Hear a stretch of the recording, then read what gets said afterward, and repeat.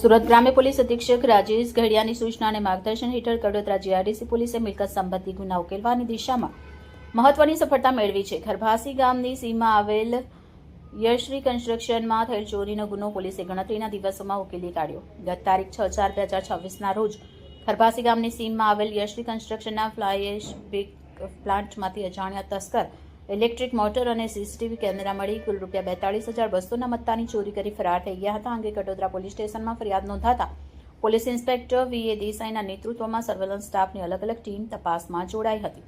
તપાસ દરમિયાન સર્વેલન્સ સ્ટાફના હેડ કોન્સ્ટેબલ કનકસિંહ પ્રવીણસિંહ અને પોલીસ કોન્સ્ટેબલ અલ્તાફભાઈ ગફુરભાઈને ખાનગી બાતમી મળી કે ચોરીનો મુદ્દામાલ એક લોડિંગ રિક્ષામાં ભરી એક ઇસમ વરેલી પાટિયા તરફ વેચાણ માટે આવવાનો છે. બાતમીના આધારે પોલીસે વરેલી પાટિયા પાસે વોચ ગોઠવી બાતમી મુજબની બ્લુ કલરની અતુલ લોડિંગ રિક્ષા આવતા તેને કોર્ડન કરી અટકાવવામાં આવી. રિક્ષા ચાલકની પૂછપરછ કરતા તેણે પોતાનું નામ પપ્પુ શાંતિભાઈ સોલંકી હોવાનું જણાવ્યું. રિક્ષામાં રહેલ સામાનના આધાર પુરાવા માંગતા તે આપી શક્યો ન હતો.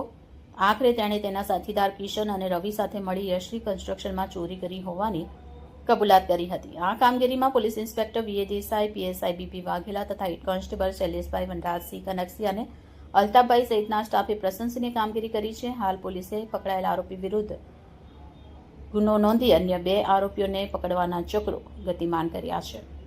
Reporter Jaybhai Bagiya, A to Z news, Keshod.